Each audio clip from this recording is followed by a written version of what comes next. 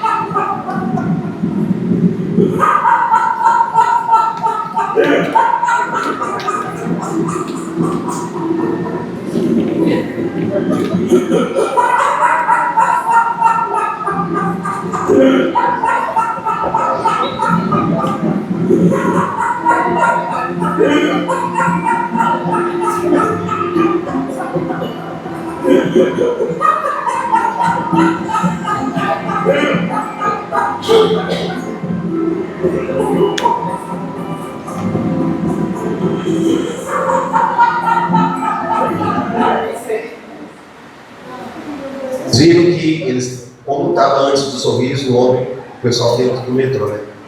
Depois que ele começou a sorrir, contagiou a todos.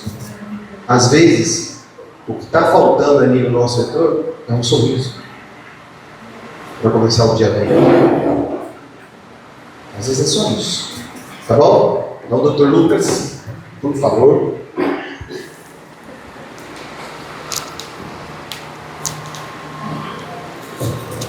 Maravilha. Vou passar por aqui. Pode ser. Bom dia. Bom dia. Hoje vocês estão animados, mas vamos mais uma vez. Bom dia, mais forte. Bom dia, maravilha. Todo mundo com energia, obrigado. Obrigado, Denilson. O vídeo inicial acho que é uma ótima deixa para a gente falar um pouquinho aqui sobre o bem, sobre valorização, sobre felicidade.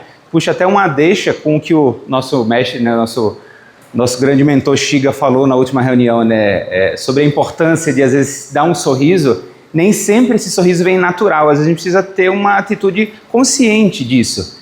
E isso pode transformar o nosso ambiente. E aí ele pergunta, né, até quando a gente vai precisar fazer esforço para sorrir? E a resposta dele é, até que se torne natural. Até que o sorriso flua de forma natural, a felicidade venha de forma natural, a gente às vezes vai precisar fazer isso um pouquinho de forma consciente. Alguém que estava na palestra de segunda, não, né? Fiz até uma citação, tem um estudo de psicologia bem curioso sobre essa questão do sorriso. Eles separaram 2 grupos de pessoas e pediram para um grupo fazer uma atividade sentada, atividade ordinária, sorrindo, e outro grupo fingindo que está com raiva, como se estivesse franzindo a testa. E é curioso como eles chegaram numa conclusão que depois de finalizar a tarefa e pedir feedback dessas pessoas, para elas comentarem um pouquinho como estavam se sentindo, o grupo que fingiu que estava feliz, que sorriu, realmente se sentiu mais feliz. E aí, como é que você explica isso? É só placebo? Não, é que assim, a nossa visão, o cérebro humano é um negócio muito curioso, né? E a nossa visão está acostumada a tirar algumas coisas do nosso campo de vista, mas não significa que elas não estão lá e não estão sendo processadas. Há um exemplo do nosso nariz. Nosso nariz está o tempo todo dentro da nossa visão, mas a gente tira isso da visão, a gente não repara que ele está lá. Mas da mesma forma, o sorriso, quando você sorri, a bochecha sobe, e isso aqui aparece no seu campo visual, e isso afeta a sua psicologia, e do mesmo jeito, quando você está com raiva e com a testa franzinda, isso também afeta seu campo visual em cima. Então, como você ajusta seu rosto e como isso afeta a sua visão, também pode afetar, né, o seu estado psicológico, né? A gente sabe que existem algumas situações que são mais delicadas, às vezes uma pessoa está em depressão, isso não é só a ação de querer estar feliz, querer dar um sorriso, tem uma coisa mais complexa por trás, mas uma parte disso, dos sentimentos, podem ser também controlados um pouco por nós, tá?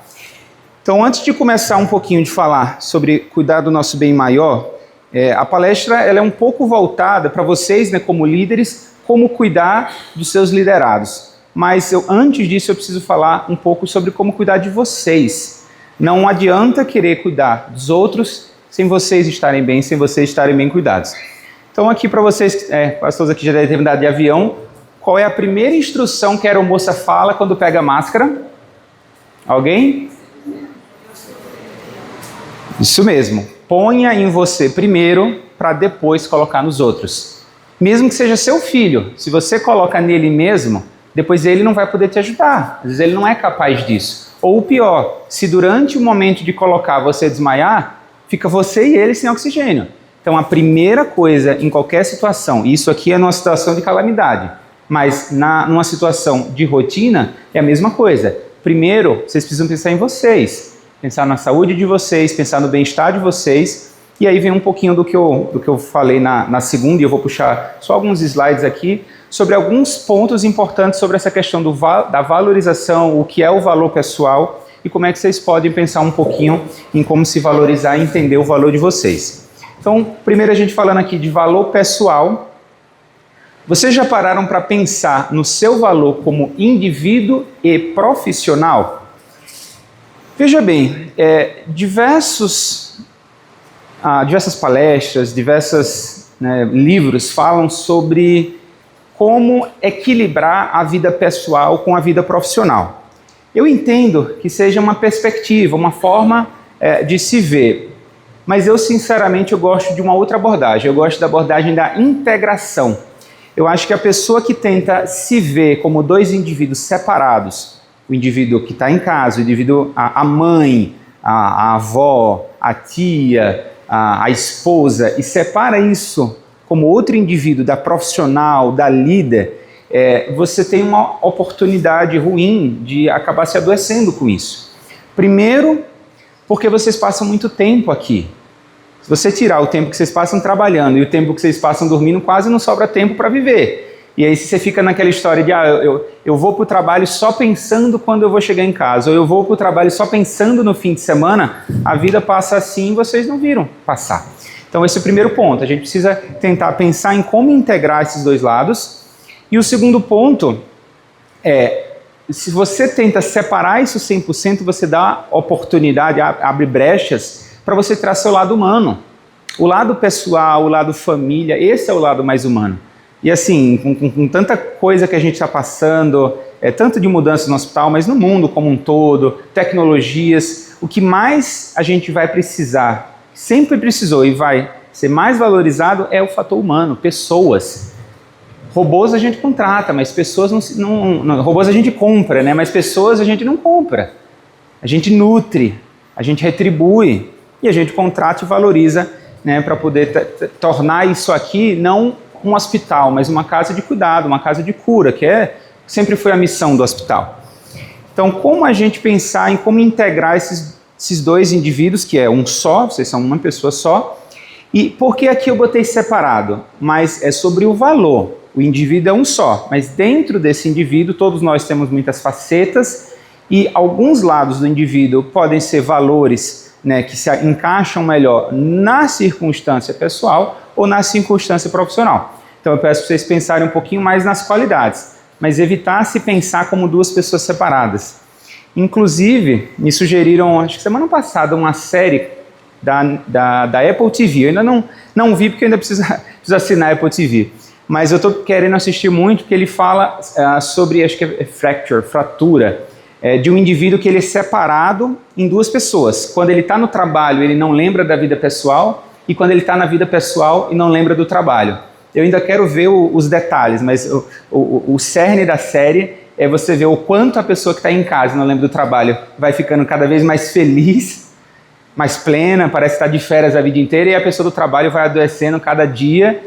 Só que o detalhe, nessa série a regra você só pode se demitir do trabalho se o seu eu pessoal pedir. Se você lá na hora do estresse pedir, eles não deixam, é quase como uma prisão. E aí vai ficando bem claro, né? Quase uma caricatura, o quanto quando você separa esse eu que veste essa carapaça, se torna quase um robô, adoece.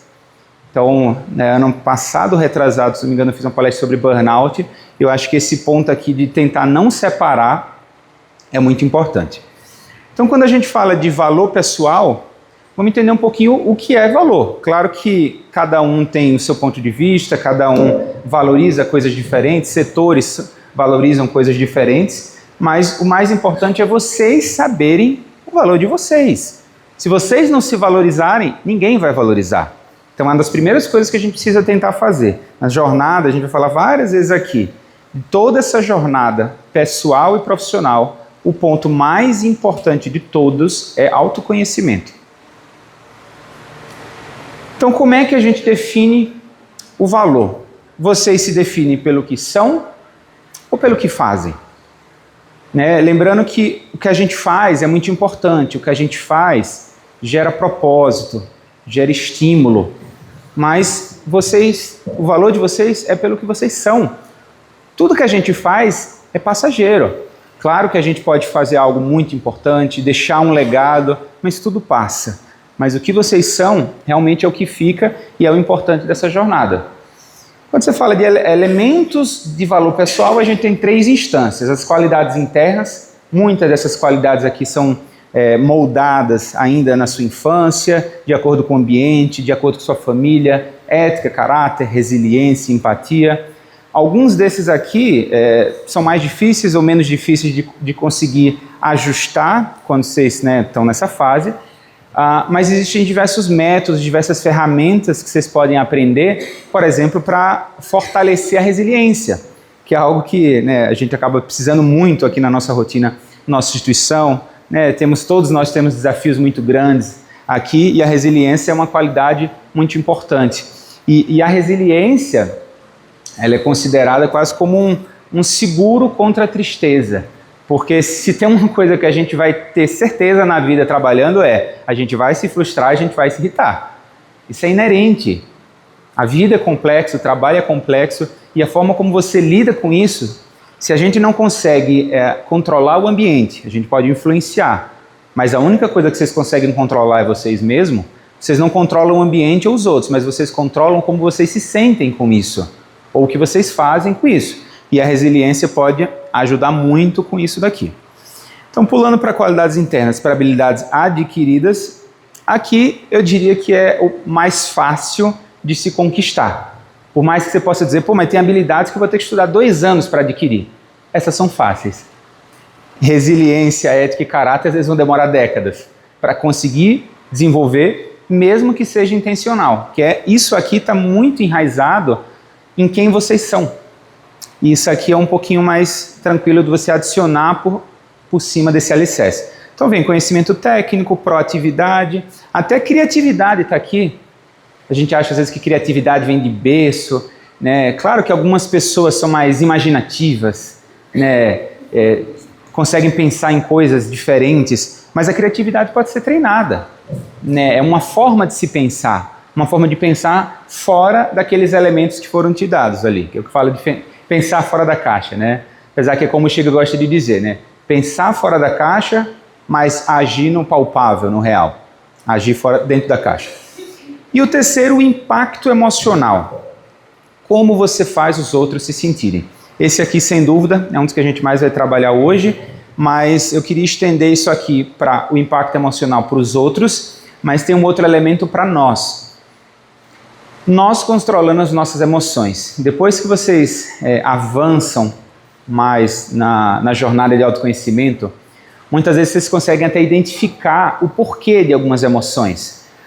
Fulano fez algo comigo e eu me senti dessa forma. Primeiro ponto importante, conseguir dar nome. Eu estou frustrado, eu estou irritado. Por que eu estou assim? Às vezes é um gatilho. Ela fez alguma coisa que me fez lembrar do que meu irmão fez há 20 anos atrás, isso me gerou um gatilho, me gerou uma emoção. Por mais que possa parecer que emoções são irracionais, elas só são irracionais no quesito que elas fogem do processamento racional e do consciente, mas elas são explicáveis, porque tudo aquilo dali no nosso cérebro são conexões, baseadas em memórias, baseadas no nosso alicerce, quem somos, nosso caráter, nossa ética, nossa visão de mundo. Mas se você for a fundo, a gente consegue correlacionar e explicar de onde veio cada emoção que a gente sentiu ao longo do dia. Mas claro que é um trabalho, é um esforço que a gente faz para conseguir entender isso. E é claro que ninguém é perfeito, né? É muito difícil. Só um monge, talvez um bispo, já tenha ascendido ao nível de conseguir ter paz e tranquilidade máxima para controlar todas as suas reações, né? A gente está aqui tentando ser melhor, um pouquinho melhor cada dia, não só ascender ao nível de santos, né? Bom, o valor não é sobre o que você entrega, mas como você entrega. Como você gostaria que as pessoas lembrassem de você como profissional e indivíduo? A lembrança é algo curioso, porque quando a gente faz alguma coisa, uma das últimas coisas que vem à nossa mente é o sentimento. E esse sentimento está muito mais atrelado, inclusive, com o último acontecimento. Então, por exemplo, quando vocês vão num restaurante, é muito mais fácil vocês se lembrarem de uma sobremesa que foi uma experiência sensorial. Não sei se vocês já viram um restaurante que tem... eu não sei se tem aqui na cidade, mas que a sobremesa deles parece um limão, que você tem que quebrar e abrir aquilo dali. Aquilo dali é uma experiência, você está interagindo com a comida, tem uma interação, uma conexão forte com o que você está fazendo ali, e aquilo dali é muito atrelado com gerar sentimentos. Então, às vezes, a comida nem foi tão boa, mas a última experiência que você fez te gerou uma emoção, te gerou um sentimento, e isso é muito mais memorável. Então, onde é que eu quero chegar com isso no quesito profissional? Né? Muitas das vezes alguém te pede alguma coisa, você faz mais ou menos como a pessoa pediu, e a forma como você faz, como você reage, e essa reação, a gente tem que tomar cuidado muito com o não verbal. Né? É considerado que mais de 80% da nossa comunicação não se dá por palavras. Ela se dá por entonação, ela se dá por linguagem corporal, expressões faciais, que é o não verbal. E às vezes você até diz para a pessoa, fulano, você poderia fazer isso para mim? É muito diferente se você dizer, claro.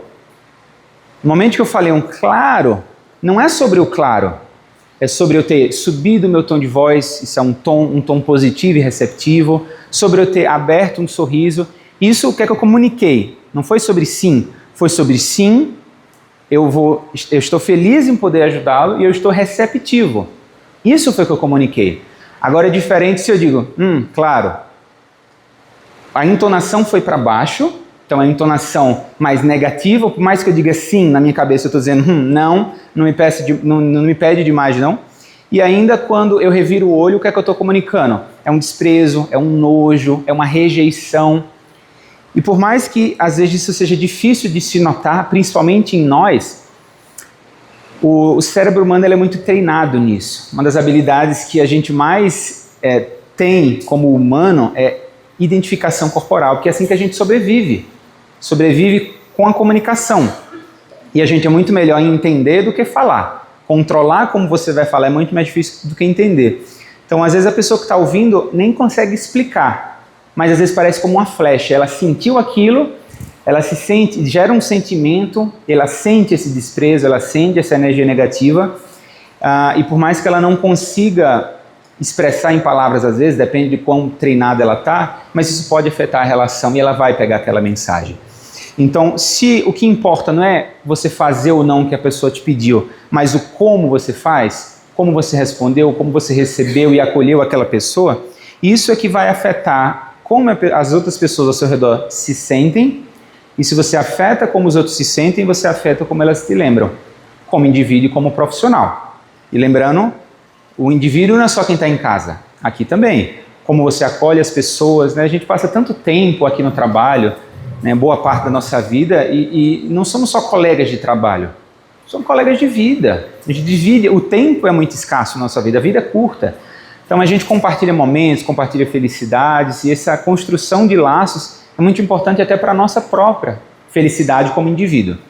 Então eu queria passar um exercício para vocês. Vocês todos estão com papel e caneta? Eu queria, esse exercício só para vocês, tá bom? Não precisa mostrar para ninguém. Vocês vão anotar, pensar em 3 qualidades que vocês veem em vocês próprios. Não precisa ser o que os outros acham que é bom em vocês, mas o que vocês gostam em vocês. E depois, 3 conquistas, né, que ajudam a definir você. 3 coisas que você fez que te geram um orgulho, que podem ter mudado a vida de vocês e que isso marcaram vocês, tá bom? Então vocês marcam esses 3 itens, né, de cada um, E eu queria que depois em casa, à noite, quando você estiver talvez na frente do seu filho, num momento um pouco mais reflexivo, lesse e começasse a pensar um pouquinho sobre. Tá bom? Um minutinho.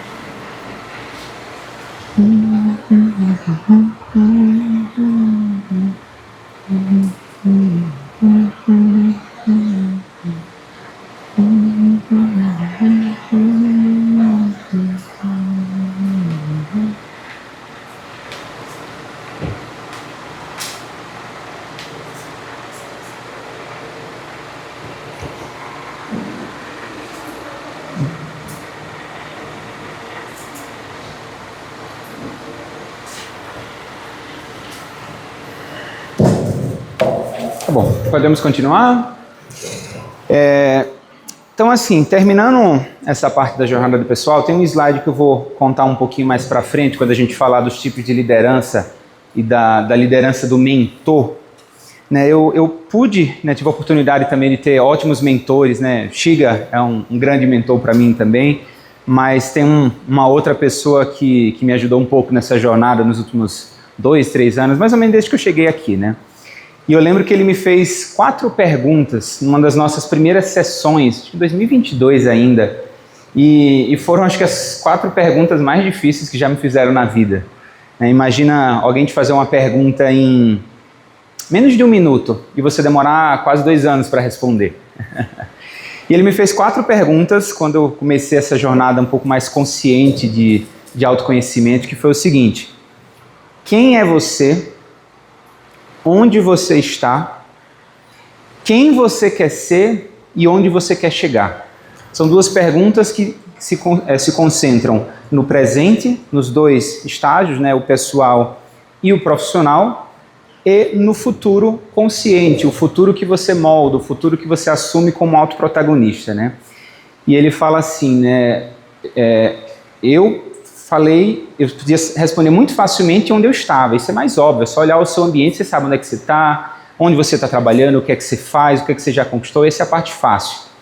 Mas responder, por exemplo, quem é você, às vezes precisa de uma análise muito profunda, que não é só quem eu sou, eu sou pai, vou ser pai agora, né? Eu sou um profissional, eu sou um médico, isso são as coisas simples. Agora, quando você mergulha e começa a definir como é que seu caráter foi moldado, quais são suas peculiaridades, qualidades, como é sua personalidade, tem muitos aspectos para a gente definir nisso, né? E ele fala assim, você desenhou mais ou menos onde você quer chegar, mas o seu eu de hoje é incompetente para chegar onde você quer chegar, porque senão você já estava lá. Então, no processo de chegar onde você quer chegar, você precisa se tornar quem você não é.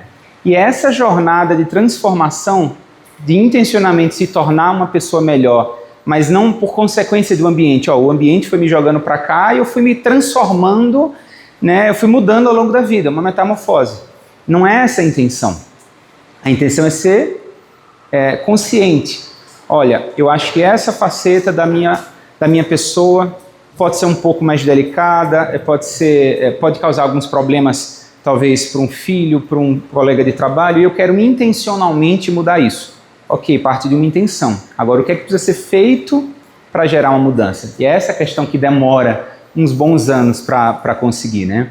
E assim, independente de quem aqui de vocês já é pai, mãe, quase todos, né?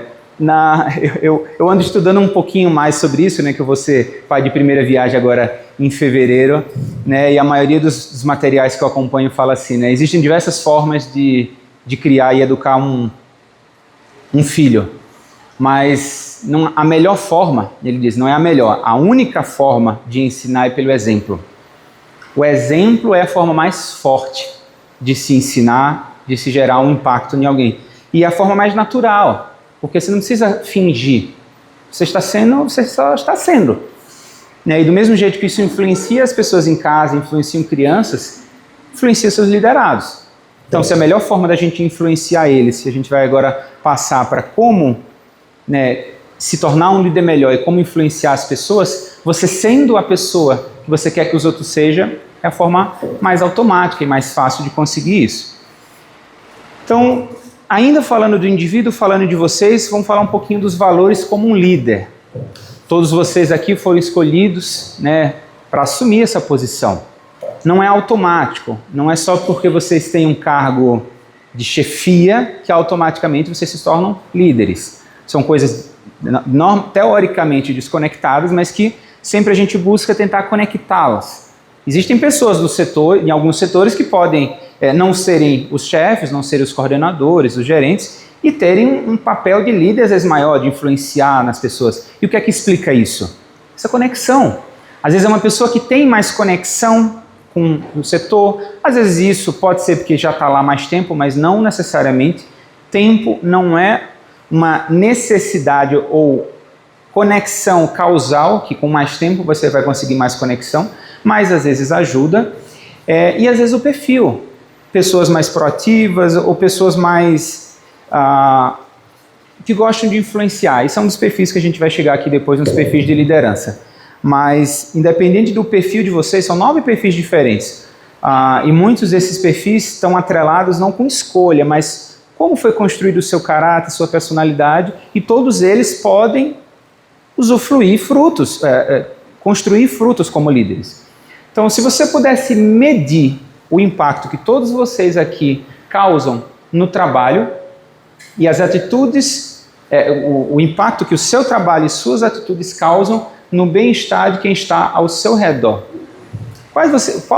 qual vocês acham que seria esse impacto?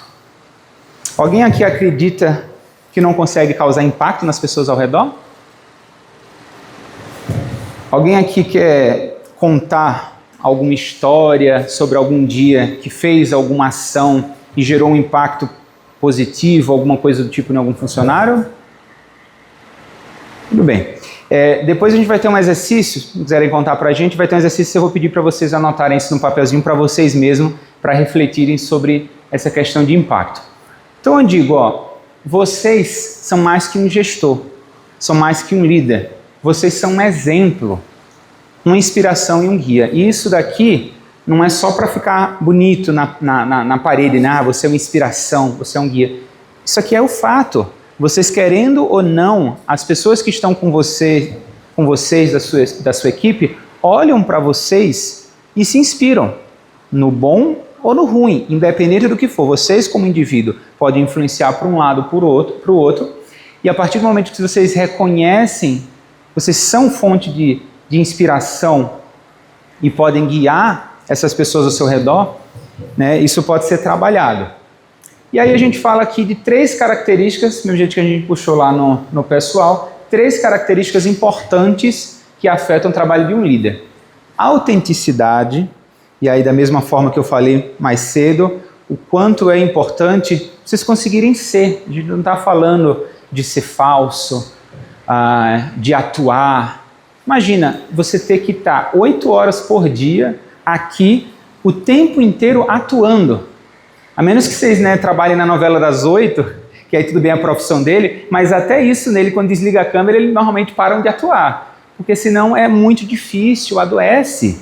Né? Eu não sei se vocês já viram alguns atores dos melhores do mundo, né? Eles têm uma prática que eles conseguem entrar no personagem de uma forma tão profunda que até quando a câmera desliga ele continua naquele personagem.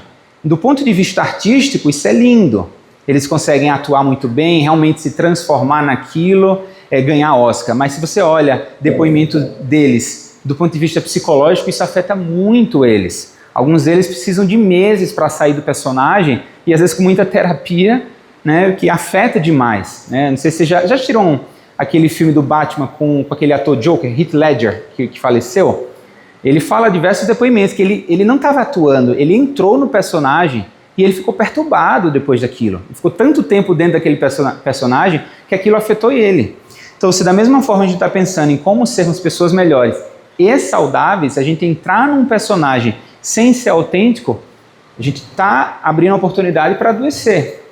Né? Então, ser transparente, ser coerente com seus valores, e aí vai muito aqui também do trabalho que o nosso RH faz, né? A nossa instituição tem uma característica de ter valores muito fortes. Né? A gente sabe muito bem o que a gente quer, como a gente quer fazer, isso também pautado, né, que ela foi construída em base de valores católicos, né? E esses valores, a maioria deles são completamente inegociáveis há milhares de anos. E como a gente tem muito bem claro esses valores, a gente precisa ser coerente com eles. E isso é ser autêntico. Resiliência, como eu falei de outra característica pessoal, enfrentar desafios e mostrar calma nas adversidades. As adversidades vão acontecer, muitas das vezes a gente vai sentir, não quer dizer que a gente vai passar por um problema e eu não vou sentir raiva, eu não vou sentir frustração. A gente sente. Agora a diferença está entre sentir isso e deixar isso controlar suas ações, botar para fora de forma completamente conectada, ou a gente conseguir desconectar aquela emoção e, apesar da raiva, mostrar calma.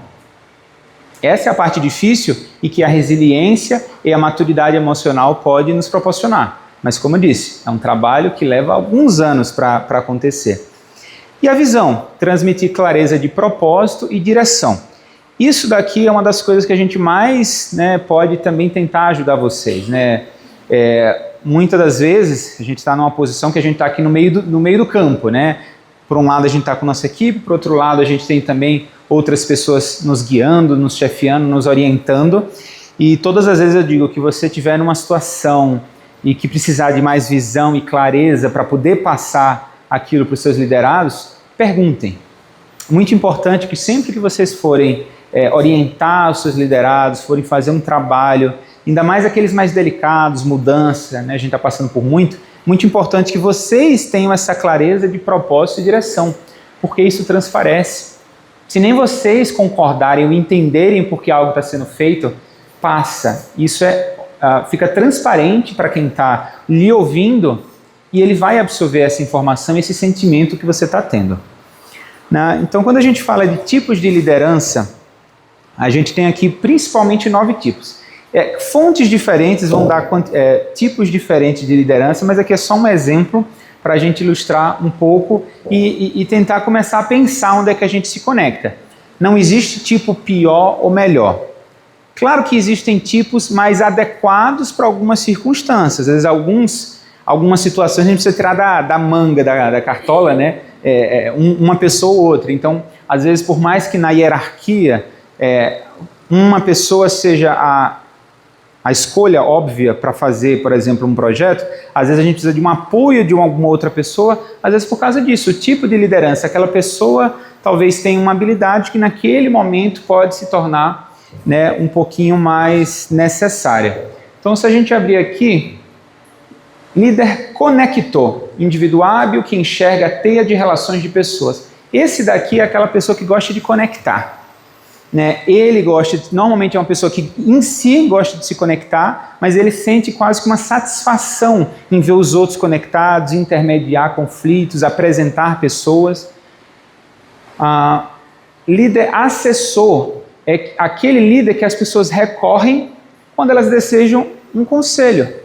Então esse daqui é aquele conselheiro, é aquela pessoa que está mais próxima, aquele parceiro que o liderado sabe que quando precisar de alguma coisa, ele vai recorrer e ter uma orientação.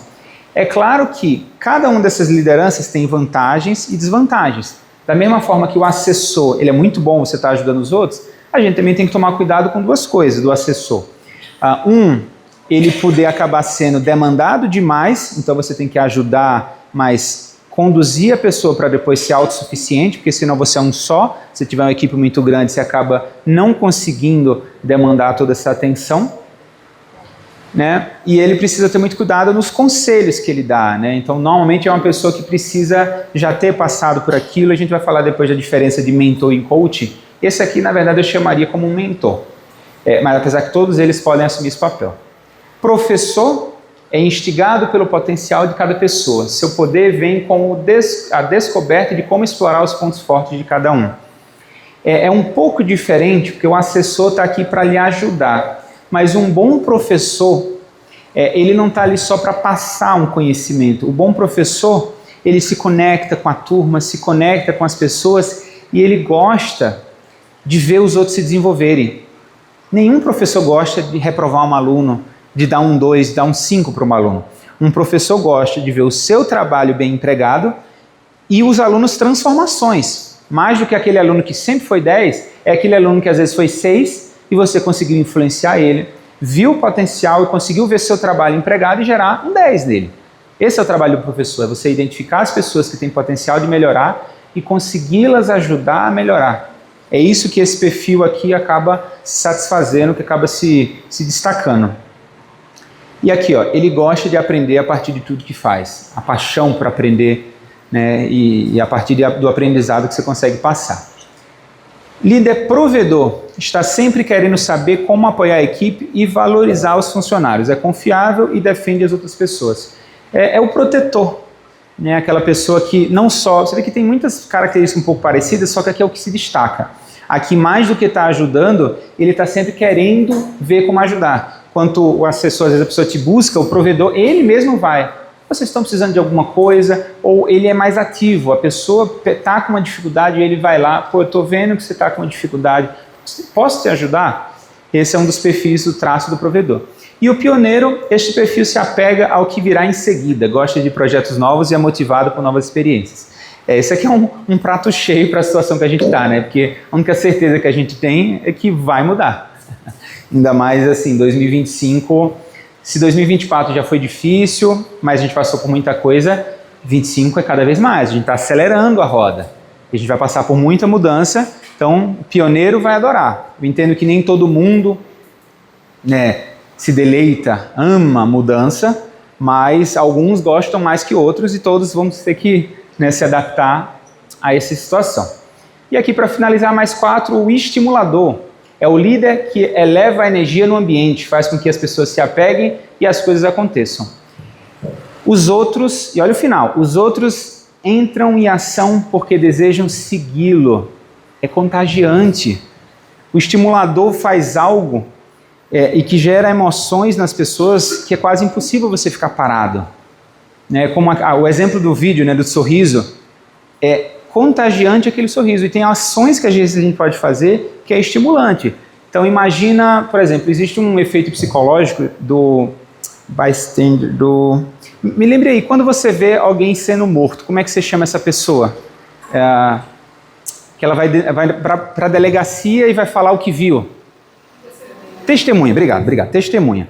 Tem um efeito da psicologia que fala do síndrome da testemunha, né? Imagina, por exemplo, a gente está aqui com 40 pessoas e entra aqui alguém e mata uma pessoa. Digamos que aqui não fomos conectados, foram 40 desconhecidos. Existe um efeito da psicologia que às vezes, como todo mundo está parado, ninguém vai ajudar aquela pessoa. Por mais que seja absurdo isso. Às vezes numa correria, num estádio de futebol, alguém foi pisoteado. E às vezes basta uma pessoa ir lá e tomar uma ação, e aí todo mundo em manada vai lá e vai ajudar também aquilo. Então, às vezes, basta uma pessoa numa manada tomar uma ação que aquilo estimula os outros a saírem daquela inércia. Equalizador. Ele sente que todo o universo precisa ser alinhado, se esforça para equilibrar tudo e esperar muito de todos.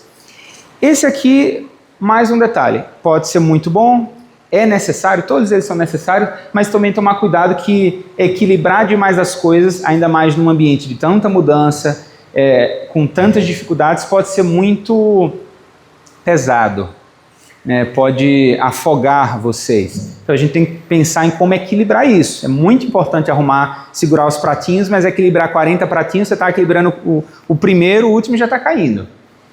O criador antes de pedir ajuda, esse líder tem ideias, gosta de ter um tempo sozinho para pensar, se orgulha de suas ideias. Esse daqui, em alguns projetos mais complexos, é muito bom. Porque em vez de você ver, a pessoa veio com um problema para você, em vez de você já responder ou já tentar fazer, muitas das vezes é o que consegue pensar fora da caixa, né? A criatividade, ela pode ser ensinada, mas na maioria das vezes ela precisa de um momento de reflexão. E às vezes naquele momento do sangue quente, da correria do trabalho, não consegue vir as ideias, mas às vezes em casa, na hora de um banho, na hora de correr, você está na academia. E é até curioso isso, falando também um pouquinho de psicologia, a corrida está atrelada a conseguir ter criatividade, conseguir pensar fora da caixa. Né? Quando você está correndo, o seu olho ele faz um movimento vertical, e só esse movimento do seu olho, que é normal quando você está correndo e fixando em alguma coisa, ele afeta seu cérebro e você entra num modo um pouco mais profundo de reflexão. Então assim, quem aqui correndo já teve uma grande ideia? Levanta a mão, quem já lembrou de ter tido uma grande ideia? Recomendo vocês tentarem. Um dia você não consegue pensar, o que é que eu faço? De preferência não na esteira. Sai correndo na rua, num jardim, num campo e começa a pensar naquilo. Porque na esteira, tanto você não tem tanto estímulo do ambiente, quanto você não tem tanto esse movimento que está correndo parado. Mas pode ser muito bom para treinar a criatividade. E por fim, o influenciador faz com que as pessoas ajam com base no que recomenda. Então ele tem um poder muito grande de gerar desejo ou ação nas pessoas, influenciar as ações e a psicologia. Então, apesar de esses 9 tipos de liderança estarem separados como se fossem pessoas separadas, na verdade isso são traços. Né? Quando você faz alguns testes de liderança, ele faz cada um desses como se fosse de 0 a 10 e o quanto você tem esse traço mais ou menos. Então dá para ter análises um pouquinho mais profundas. Mas tudo isso aqui é treinável. Então aqui foi só um exemplo de pontos que podem ser importantes num canivete suíço, né, num momento de dificuldade e que a gente poderia desenvolver. Então, como líder, eu pergunto para vocês, né, o que é que faz de vocês um líder único?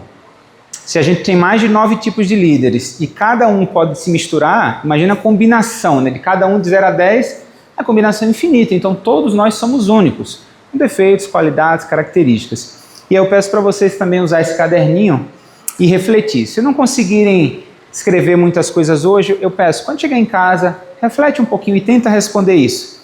Liste 3 qualidades que vocês acham que vocês têm como líderes e escolham um momento em que vocês sentem que vocês tenham gerado impacto positivo na equipe de vocês.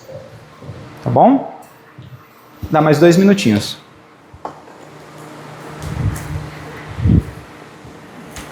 Peraí.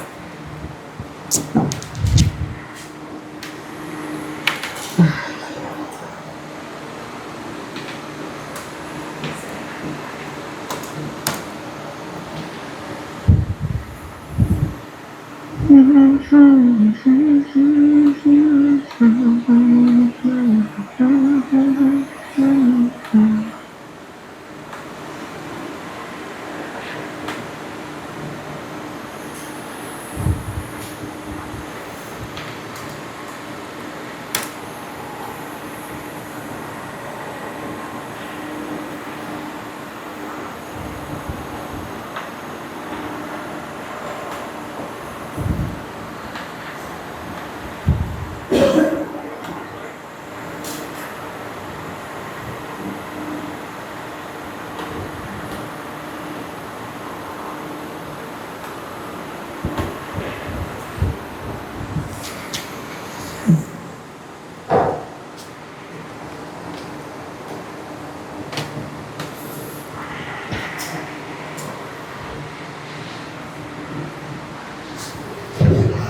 Depois eu vou até passar um dos links que eu tenho para alguns testes, se o pessoal da RH até quiser depois estender isso um pouco mais, fazer alguns testes com vocês, ou até vocês próprios queiram fazer. Tem alguns testes até gratuitos, que vocês respondem mais ou menos umas 50 perguntas, tentar ser o mais sincero possível, porque aqui é sobre autoconhecimento para vocês conhecerem. Tem diversos tipos de relatório. Isso aqui é um dos exemplos de relatório de desenvolvimento de liderança. Então ele separa, por exemplo, em 4 aspectos, né? Liderando pessoas, tarefas, liderando o caminho e liderando você mesmo. Então ele bota aqui, nesse caso aqui são só 12 características e esse aqui são as pontuações de 0 a 10. Então, por exemplo, aqui nesse relatório ele diz que ele está 1 no nível de desenvolvimento, porque tudo isso aqui é progresso, é desenvolvimento, tudo pode ser aprendido, são ferramentas. Suportando o outro, ele está no 1, né, conectando, tirou 5, tirou 6 em trabalhando com outros, mas ele ainda está aqui no controle, impacto bom, mas a confiança e quanto ele acredita em si próprio ainda está baixo. Então são coisas que dá para medir. Por isso que eu digo, né, foi tão difícil assim saber quem você é. Dá para você fazer com meditação, mas tem muitas ferramentas que dá para se fazer e ter um pouco... Tudo bem que isso aqui tem suas margens de erro, tem seus vieses, mas por mais que tenha... Tem um filósofo que fala um negócio que eu acho curioso, que ele diz assim, a partir do momento que você dá um nome a alguma coisa, você mata aquela coisa. Por quê? Ser vivo, por definição no dicionário, é algo que é mutável, é algo que muda, que se transforma. Então, se vocês tentam se definir com uma palavra, vocês não vão conseguir. Porque o que é que vai acontecer quando vocês se definem com uma palavra? Eu sou isso. Eu sou bom. Eu sou... Talvez no momento que vocês estejam com raiva de si próprio, vocês usem uma palavra negativa. Se vocês ficarem martelando aquela mesma palavra, o que vai acontecer é um caminho inverso. Vocês vão pegar aquela palavra, a definição do dicionário, que toda palavra tem... A definição não é vocês que dão. Aquela palavra, outras pessoas deram a definição. E você vai tentar fazer se caber naquela palavra. Isso é algo que acontece muito em crianças. Crianças têm dificuldade em se definir com muitas palavras. Então, às vezes, elas escolhem uma palavra e projetam a percepção de si nessa uma única palavra. E é muito importante, como pais, a gente tentar entender em que fase a criança está e que palavra é essa que ela está se definindo. E aí corre no risco dela começar a gerar uma profecia autorrealizável, que é o seguinte, você se define com aquela palavra e você se torna aquilo. Então o que é que a gente quer com isso daqui? Aumentar o vocabulário de como vocês se definem. Uma palavra nunca vai definir uma pessoa, mas talvez 30 palavras ajude a chegar um pouco mais perto, nunca vai ser igual, mas um pouco mais perto o suficiente para vocês se conhecerem e entenderem o terreno que vocês estão trabalhando. Então isso aqui seria como uma forma de aumentar o vocabulário de como vocês se veem e como vocês se reconhecem. Depois eu mando pro pessoal algum desses links, se vocês quiserem fazer, e não precisa compartilhar o resultado, podem ficar só para vocês mesmos, ninguém vai ver, mas ele gera alguns relatórios mesmo, explicando cada ponto. Tem um outro muito legal, que ele fala das 24 qualidades e defeitos de cada um. Ele mostra as suas principais qualidades, os seus principais defeitos, e é um ponto de partida. Por mais que você possa não concordar mais ou menos com a ordem, isso aqui é o 3 e não o 5, eu acho muito difícil que algo que você acha que é a sua principal qualidade, na verdade, seja seu principal defeito. E aí é que está a importância dessas ferramentas, né? Se você está nesse nível de não se enxergar, esse é o perigo, que às vezes é não intencional. Eu achava que era assim, estou agindo dessa forma. É quase como uma pessoa que nasceu canhoto e quer escrever destro e diz que não tem uma boa caligrafia. É porque ela nunca se conheceu para saber que estava escrevendo com a mão errada, né? Então pronto, depois vocês, mesma coisinha, pega esse livrinho que vocês escreveram, vocês vão refletir um pouquinho à noite e quem sabe até comparar com o resultado dos testes, tá? E agora, depois que a gente falou de vocês como pessoas, do seu valor, do valor como líder, a gente vai falar um pouquinho de como aplicar isso. Como usar as coisas que vocês aprenderam, essas ferramentas, para valorizar, para se conectar e para influenciar os seus liderados. Não dá para fugir de psicologia. Eu falei vários exemplos aqui sobre psicologia, porque a gente está lidando com humanos, e não dá para desconectar da psicologia. Nós somos emocionais, não somos máquinas, não é só dizer que é preto no branco, né? Tem até uma vertente da psicologia que é muito usada até na neurolinguística, né? O pessoal está muito na moda falar PNL, neurolinguística, mas a vertente da behaviorismo, que é a psicologia do comportamento, ela já é muito mais antiga do que a neurolinguística, então é uma psicologia um pouquinho mais antiga. Uma das coisas mais fundamentais para a gente entender como valorizar uma pessoa, a gente precisa entender como ela vai se sentir valorizada. É que nem você pegar, por exemplo, uma pessoa que gosta, sei lá, de azul, mas você dá algo vermelho para ela porque é o que você gosta. Mas você precisa entender o que o outro gosta, como o outro vai se sentir bem.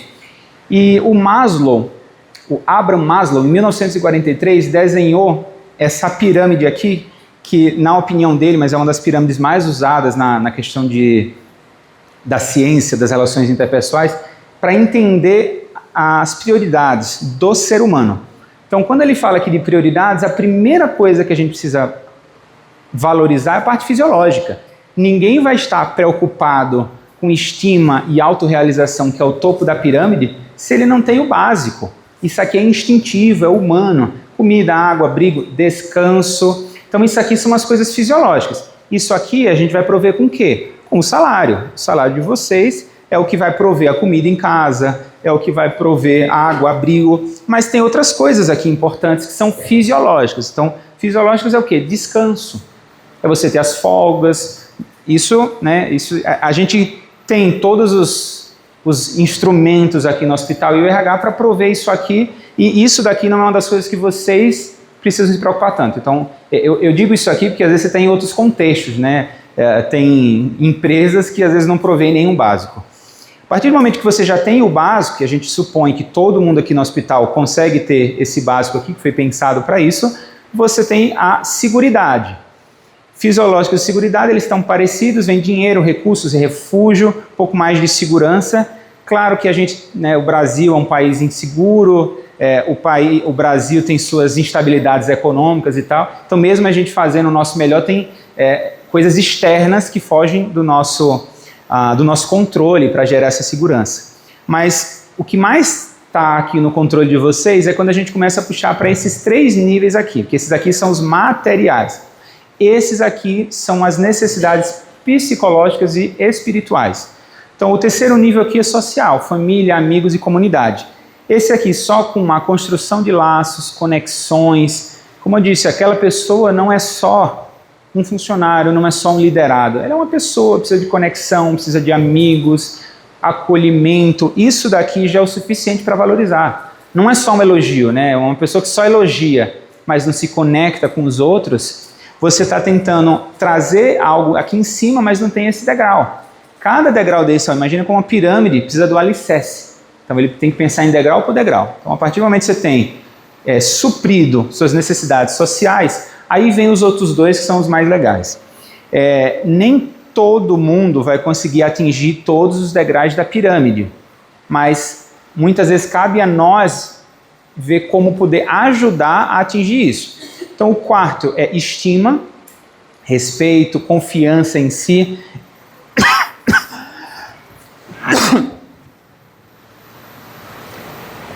Esse daqui é um das que a gente mais pode influenciar, positiva ou negativamente.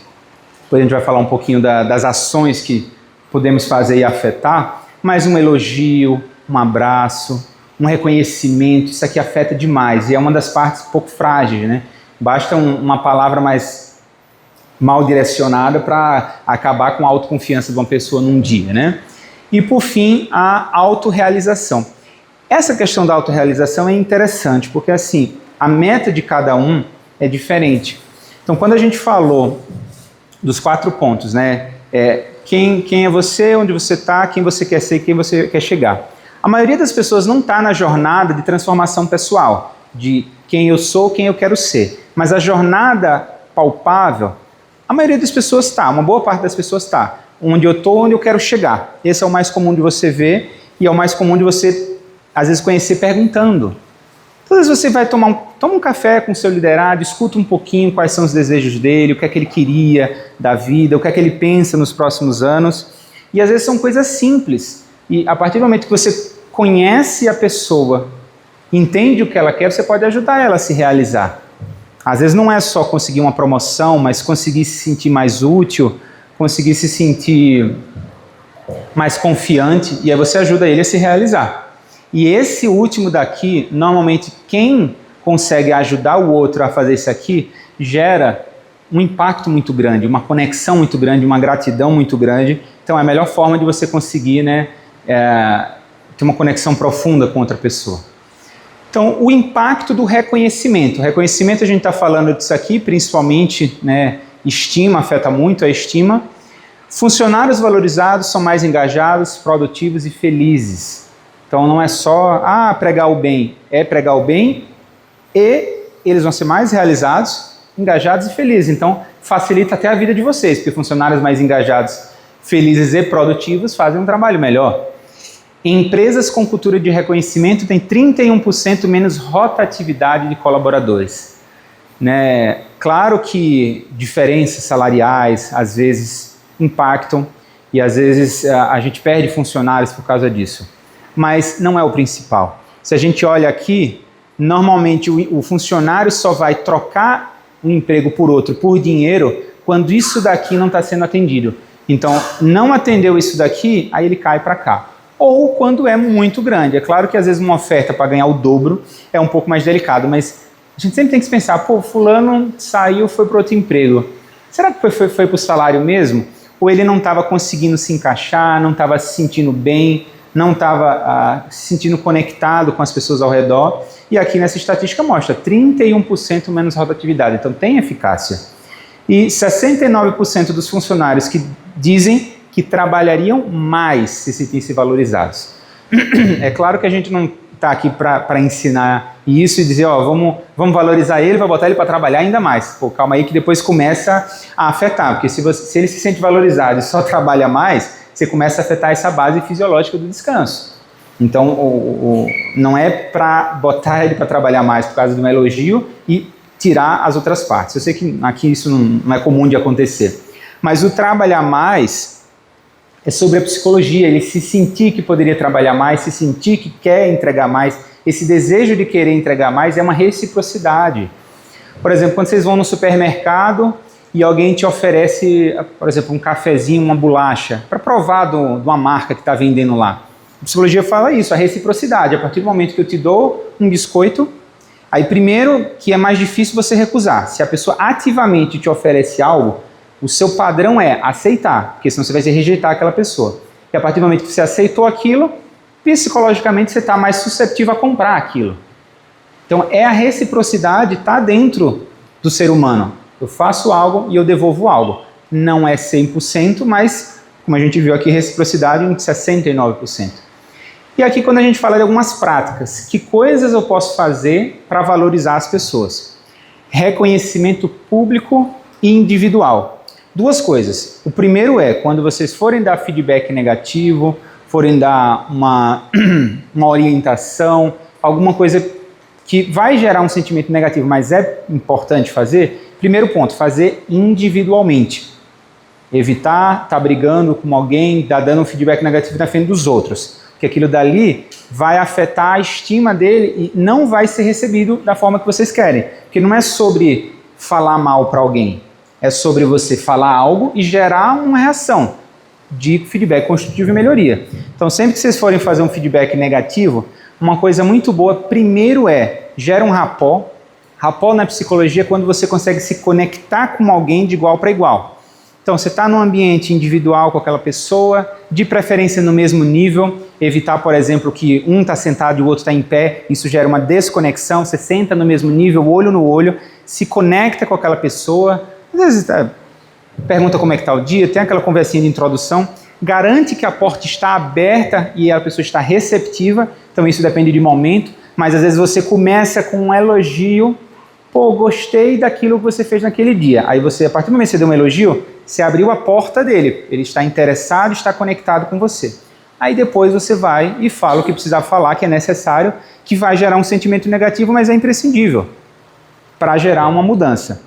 Mas quando a gente fala de reconhecimento público, dá para fazer os dois, às vezes é importante fazer os dois, mas o público gera uma emoção melhor no quesito de estima e social, e o individual ajuda também na construção de laços. Feedback contínuo e construtivo, positivo ou negativo, os dois precisam ser feitos, mas ele tem que ser contínuo. Por que contínuo? Se você passa um ano sem conversar e dar feedback, se conectar e mentorar aquele liderado, e só vai chegar para ele para falar quando for negativo, ele não vai estar tão receptivo. Então isso precisa ser doses homeopáticas. e construtivo. O construtivo não é só sobre ser positivo, é positivo e negativo, mas dando aquilo dali de forma cuidadosa e ajudando ele a pensar em saídas de como resolver aquilo dali, como melhorar. E por fim, oferecer oportunidades de crescimento e aprendizado. Os três conectados aqui. Sempre a gente vai tentar querer ajudar os outros a crescer e aprender a crescer. Coisas que a gente começa fazendo conosco e depois vai fazer com o outro. Então, como você pode valorizar a sua equipe hoje? Talvez vocês viram alguma coisa que sua equipe fez, que foi legal e vocês não tiveram a oportunidade de elogiar. O elogio em grupo normalmente vem, às vezes, de forma improvisada, assim, oportuna. Mas, às vezes, você pode até provocar isso. Chama uma reunião, todo mundo, para falar alguma coisa, mas antes da reunião você expressamente, mas antes disso queria pontuar que fulano de tal fez isso, queria elogiar, e faz esse elogio público. E o legal é que esse elogio público ele não afeta só a pessoa que está sendo elogiada. Ela afeta a todos, que gera uma energia positiva em todos ali, e afeta todos como todos te veem. Que eles vão te ver como um líder melhor, como uma pessoa melhor, porque você praticou uma boa ação. E em público, que às vezes geram esforços, geram às vezes até uma dor em você não está acostumado a fazer aquilo, mas é intencional. E aí a gente vai falar como é que a gente pode ajudar. A gente estava falando de como valorizar, mas o papel do líder, como a gente falou lá no início, é ajudar esses liderados a se construírem, a serem pessoas melhores. E aqui tem um videozinho que eu vou passar, que é curioso, que a gente falou de como é contagioso, né, aquele primeiro vídeo do sorriso, mas como circunstâncias podem transformar pessoas, né, e como pessoas podem se ajudar a ter essa cadeia positiva. Deixa eu só tocar esse vídeo aqui rapidinho.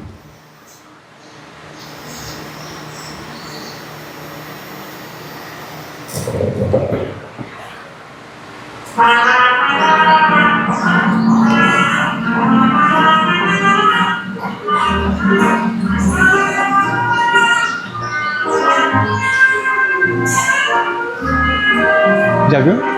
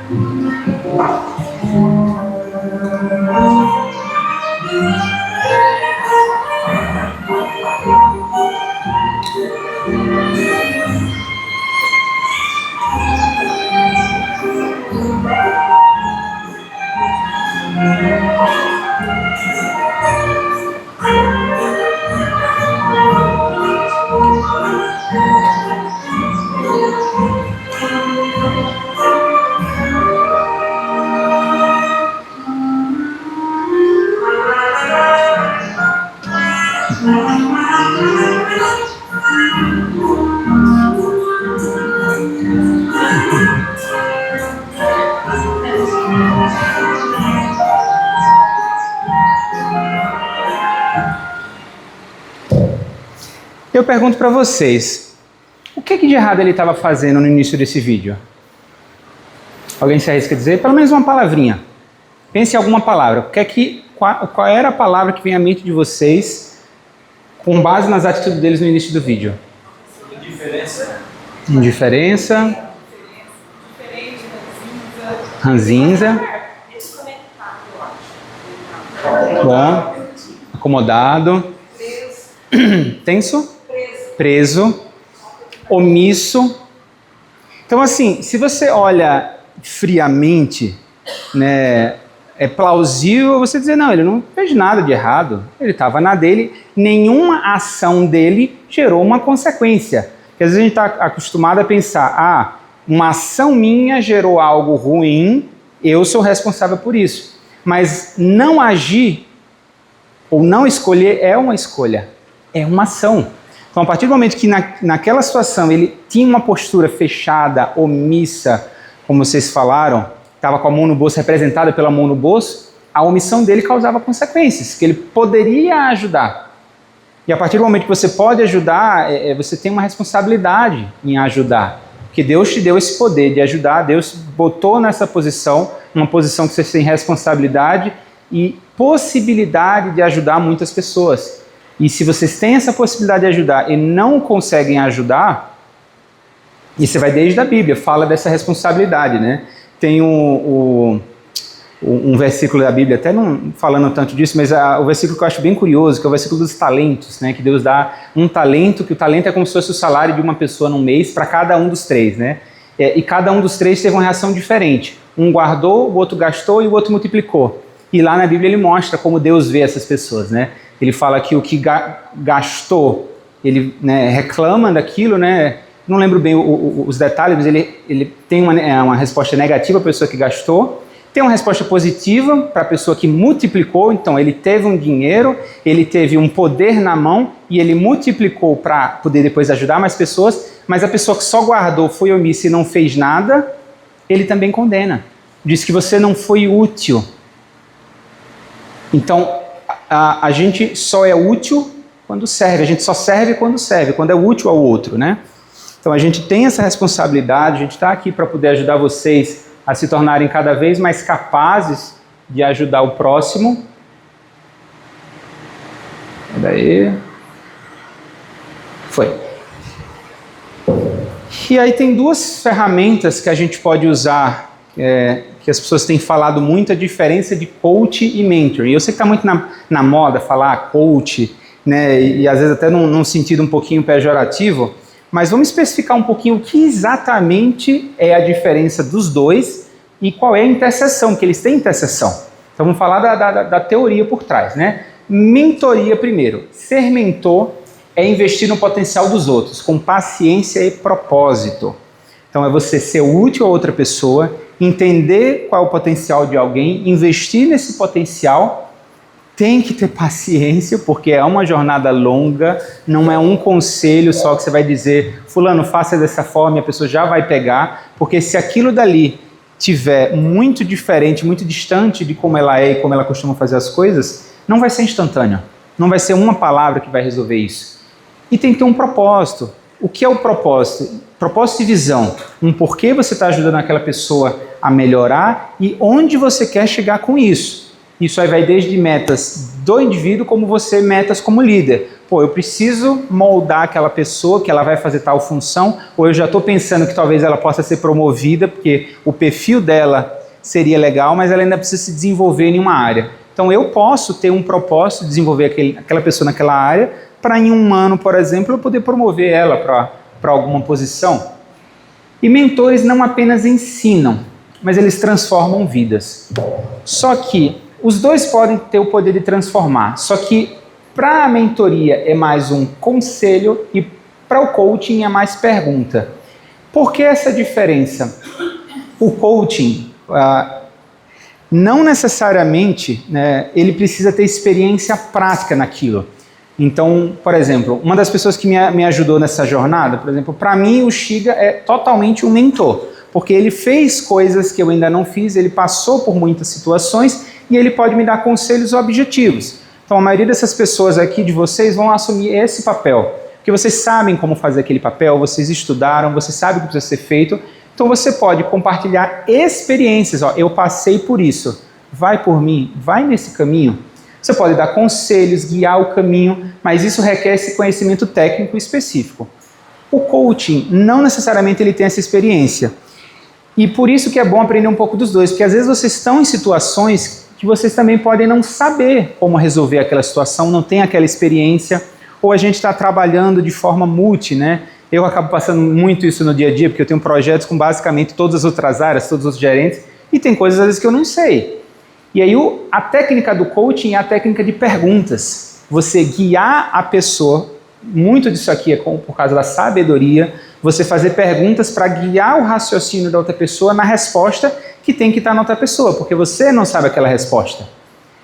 Você vai aprofundar o autoconhecimento, isso aqui, esse guia é muito importante, e não requer experiência técnica.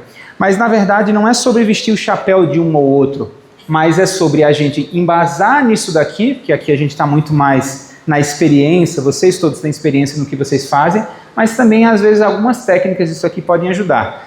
As perguntas poderosas, mesmo você, às vezes, sabendo a resposta, uma pergunta, às vezes, responde muito mais, porque a partir do momento que você faz uma pergunta que faça o outro pensar e ele próprio chegar na resposta, não é sobre aprender a resposta, é sobre aprender como conectar os pontos na cabeça para chegar na resposta. Isso aí é mesmo psicologia que se usa desde criança, né, de educar crianças, e a gente está falando de psicologia do comportamento, behaviorismo, que também funciona para adultos. E aí aquelas 4 perguntinhas que eu falei, né, do mesmo jeito que vocês aplicaram para vocês, a gente pode aplicar isso para os liderados. Claro que a gente tem que respeitar o momento de cada um. A maioria das pessoas não vai estar preparada para começar a se fazer essas perguntas aqui, né? Vocês podem tentar entender o outro e chegar nessas conclusões, mas isso aqui depende muito da vontade do indivíduo. Mas essa parte aqui de baixo, em habilidades, você reconhece, ó, fulano está nesse nível de desenvolvimento, talvez eu precise desenvolver um pouquinho mais esse ponto nele, e eu vou traçar um plano para conseguir conquistar isso daí. Mas, como eu disse, essas aqui são as 4 perguntas mais poderosas que alguém já me fez.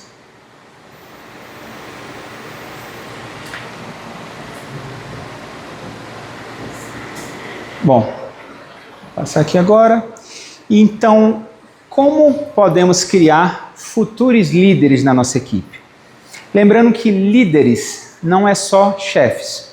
Você ter uma intenção de passar 10, 20 anos numa posição não significa que você não pode permitir que pessoas que são seus liderados também se tornem os líderes, se tornem seus braços direitos. Não significa que você vai desenvolver alguém e ele vai ficar melhor que você naquilo e vai te substituir. Essa não é a intenção. Quanto mais pessoas capacitadas na sua equipe, mais seu trabalho vai ficar fácil, né? Tem até uma fala que eu acho curiosa, que diz assim, ó, mais duro e mais difícil do que treinar e capacitar alguém e ver essa pessoa sair. Então, às vezes você capacita alguém e daqui a 1, 2 anos ela vai para o concorrente. É ruim, eu sei que às vezes é frustrante isso. Pô, mas eu investi tanto naquela pessoa. Mas muito pior do que você investir em alguém e ele melhorar e depois sair, é você não investir e ver ficar. Porque ele vai ficar para sempre lá.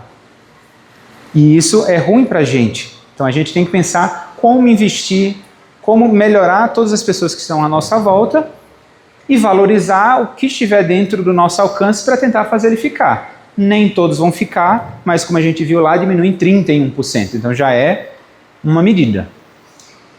E aí eu pergunto para vocês, qual será a contribuição que vocês querem fazer, que vocês vão fazer para ajudar no crescimento da equipe de vocês? E é isso que eu quero fechar. Todos vocês têm responsabilidade, têm poder com isso. A posição te dá isso, mas as habilidades que vocês têm, que vocês foram selecionados por causa dessas habilidades, te colocam nisso. E seu valor como líder, ele é multiplicado quando você valoriza.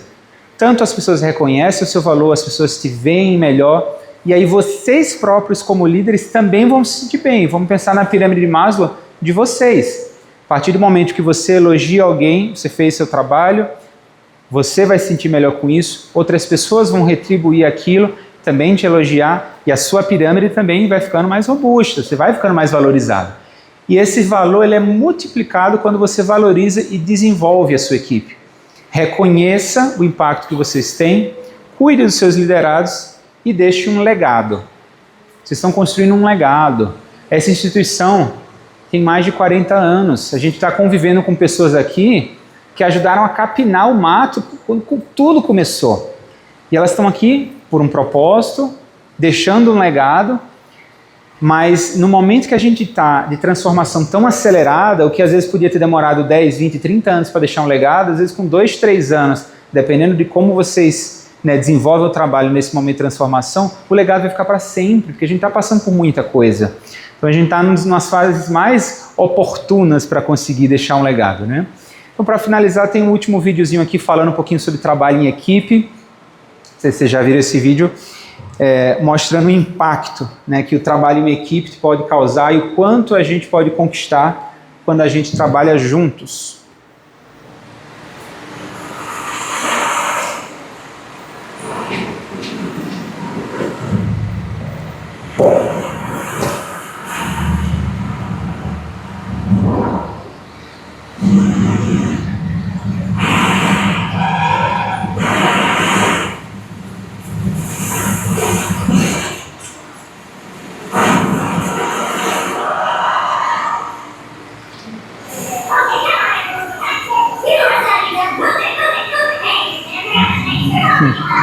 Repare o que é que todas essas animações têm em comum.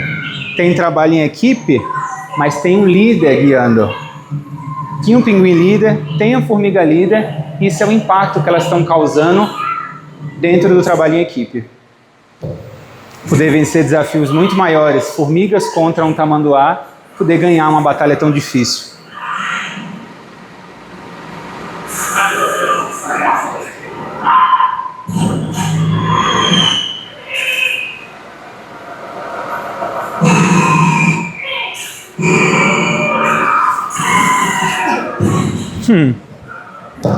Vou até voltar esse último aqui. Repare uma coisa.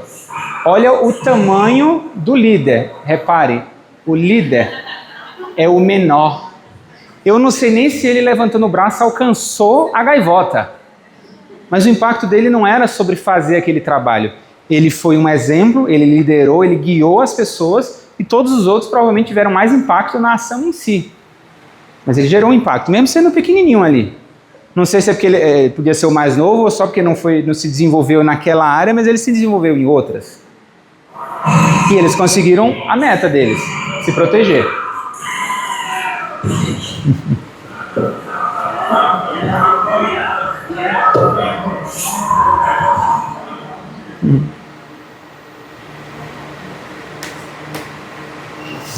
Bom, é isso que eu queria passar para vocês hoje. Obrigado pela paciência, estarem aqui com a gente.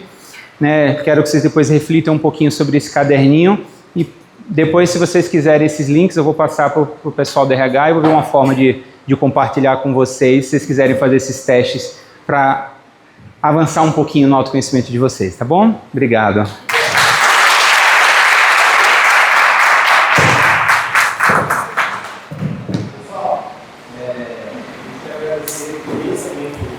Mais uma vez, mais um ano entre os outros, é sempre bom e rico aquilo que ele nos traz. Muito obrigado.